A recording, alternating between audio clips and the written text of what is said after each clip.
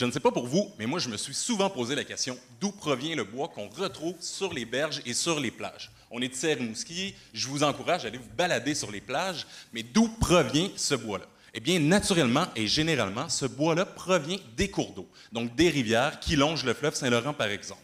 La vie d'un bois va tomber dans l'eau et au fil des crues va être transporté vers l'aval jusqu'à temps de sortir du système.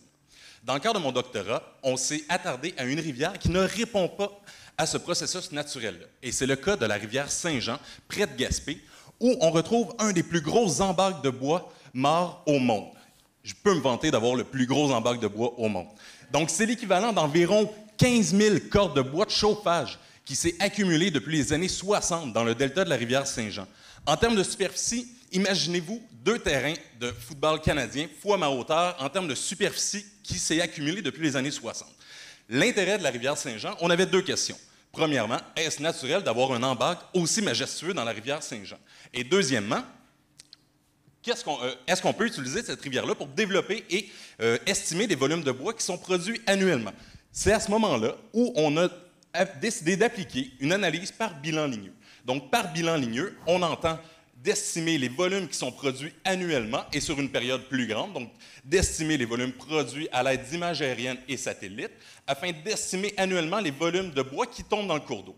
Par la suite, un peu comme un draveur contemporain, j'ai suivi mes bois dans le lit de la rivière pendant une période de 4 ans où on les positionnait et on les mesurait afin de voir l'évolution interannuelle sur 4 années.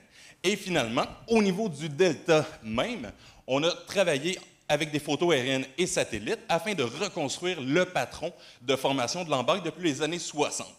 Tout ça nous permet de valider notre modélisation afin d'estimer des volumes de bois. Finalement, c'est quoi l'utilité de travailler sur le bois mort? Eh bien, par exemple, dans le cas de la rivière Saint-Jean, où les gestionnaires de saumon doivent gérer un embarque aussi grand, notre méthode par bilan ligneux nous permet de développer une segmentation qui nous permet d'identifier les secteurs plus problématiques où on a de la grande production de bois, d'autres secteurs où on doit gérer, ou sinon encore, ça peut aider les gestionnaires, par exemple, d'Hydro-Québec, afin d'estimer des volumes de bois qui sont apportés annuellement dans les cours d'eau.